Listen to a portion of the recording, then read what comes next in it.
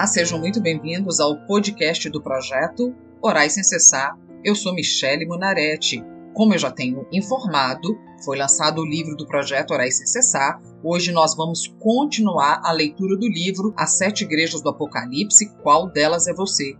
Uma visão cristã sobre o comportamento humano. O e-book já está disponível no site da Amazon. O link para você adquirir está disponível no nosso site e na foto deste episódio. E para você que acompanha o projeto Orai Sem Cessar em outro país, o livro com capa comum já está disponível no site da Amazon. E logo, para você que mora no Brasil, estará disponível também no site do projeto Orai Sem Cessar.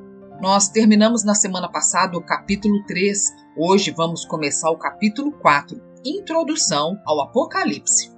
Mas antes, quero dizer que se for o seu primeiro contato com o projeto Orai Sem Cessar, eu te convido a conhecer as orações da palavra no site www.projetoraissemcessar.com ou na nossa página do Facebook e Instagram e vir orar e aprender a palavra comigo toda semana.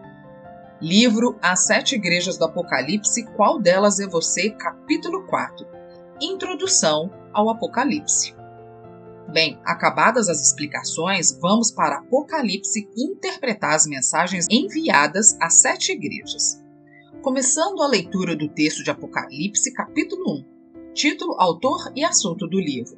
Revelação de Jesus que Deus lhe deu para mostrar aos seus servos as coisas que em breve devem acontecer e que ele, enviando por intermédio do seu anjo, notificou ao seu servo João, o qual atestou a palavra de Deus e o testemunho de Jesus Cristo quanto a tudo que viu. Bem-aventurados aqueles que leem e aqueles que ouvem as palavras da profecia e guardam as coisas nela escritas, pois o tempo está próximo. Analisando agora o texto que acabamos de ler. Bem, devemos analisar o texto estudando seus pormenores, detalhe por detalhe, tendo o cuidado de notar os aspectos, por menores que sejam e por insignificantes que pareçam ser. Devemos utilizar um método microscópico para estudar as Escrituras, examinando cuidadosamente cada versículo, ainda assim sem se distanciar do contexto mais amplo. Devemos tentar compreender o que o autor do livro tinha em mente quando o redigiu e qual a mensagem estava passando em seus escritos. Em primeiro, o livro inicia com a afirmação de que o assunto tratado é sobre uma revelação de Jesus para mostrar aos seus servos as coisas que em breve devem acontecer. Quem são então os servos de Jesus Cristo? Bem, segundo as Escrituras, nós somos os servos de Jesus, conforme descrito no versículo do livro de João, capítulo 12, versículo 26. Se alguém me serve, precisa seguir-me. E onde estou, o meu servo também estará. Aquele que me serve será honrado por meu Pai. No livro de Tiago, capítulo 1, está escrito: Tiago, servo de Deus e do Senhor Jesus Cristo, as 12 tribos dispersas entre as nações, saudações. Como atravessar as provações. No livro de 2 Pedro, no capítulo 1, também está escrito: Simão Pedro, escravo e apóstolo de Jesus Cristo, aos irmãos que, mediante a justiça de nosso Deus e Salvador Jesus Cristo, receberam conosco uma fé igualmente valiosa. Ainda no livro de Judas, no capítulo 1, também está escrito: Judas, servo de Jesus Cristo e irmão de Tiago, aos que foram convocados, amados por Deus o Pai e preservados na fé em Jesus Cristo. A segunda parte do texto que precisamos analisar é enviado por intermédio do seu anjo. Então, primeiro temos que entender que nós somos os servos. E agora vamos estudar o que é essa passagem falando enviado por intermédio do seu anjo. Os textos originais, ou os mais antigos a que temos acesso, foram escritos em grego e não em latim. Por que é que importa essa diferença? Porque em latim, anjo, angelos, significa anjo como ser celestial, mas no grego, anjo significa somente mensageiro, o que poderá referir-se a uma pessoa comum e não a um ser celestial. Segundo essa informação, se anjo em grego significa mensageiro, que pode referir-se a uma pessoa comum, devemos entender como era o ofício então dos mensageiros na antiguidade.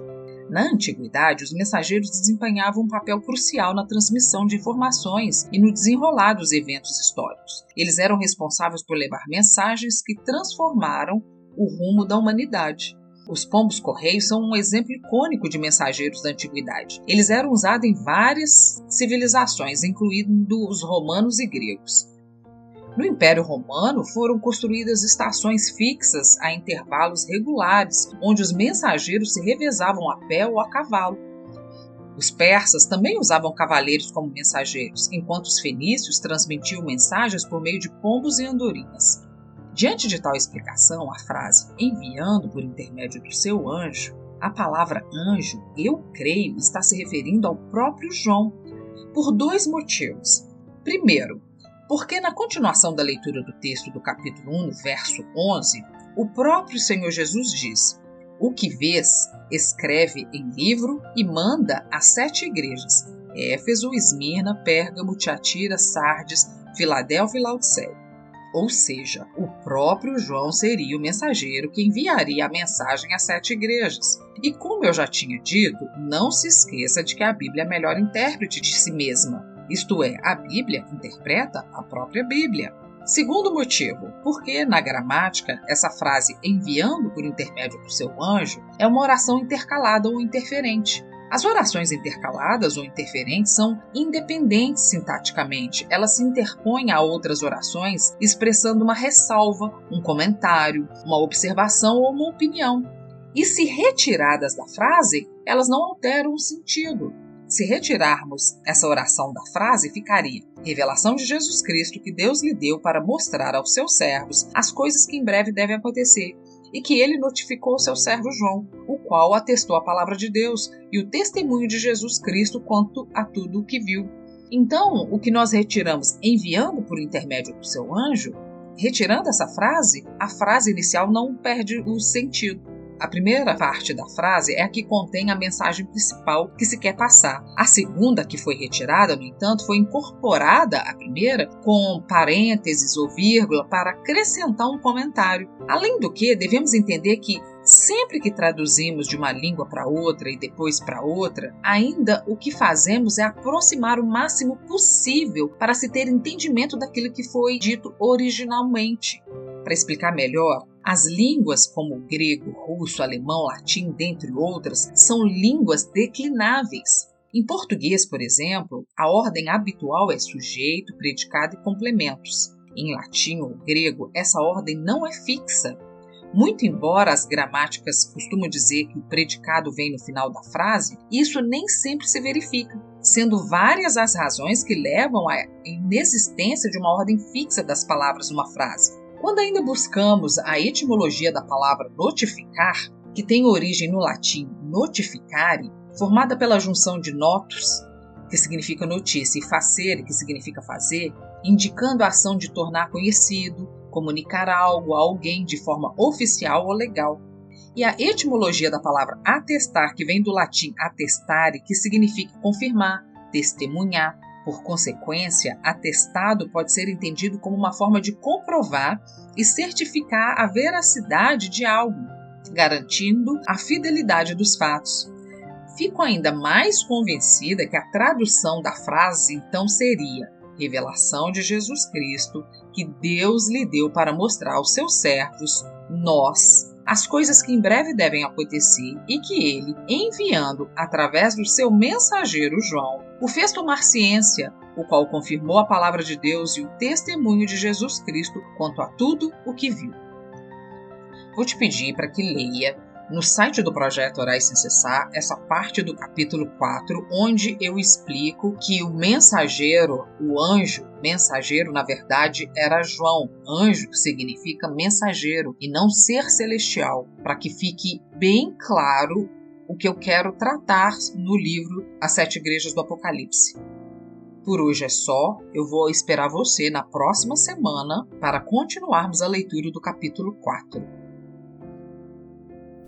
Sejam bem-vindos e acompanhem às segundas e quintas-feiras o projeto Orais Sem Cessar. Se você quer fazer um pedido de oração ou ter acesso a todas as orações escritas e aos episódios gravados, siga a página do Projeto Orais Sem Cessar no Facebook ou entre no site www.projetoraissemcessar.com. Te vejo lá!